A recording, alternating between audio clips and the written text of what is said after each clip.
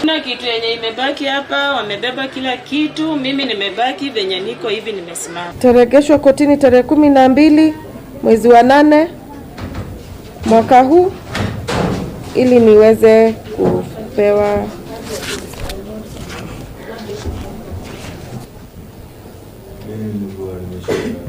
Sitaki kujua ulikuwa umeshikwa wapi.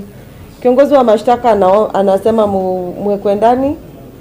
Kwanza tufanye pre-bail report kabla sijawapatia bond.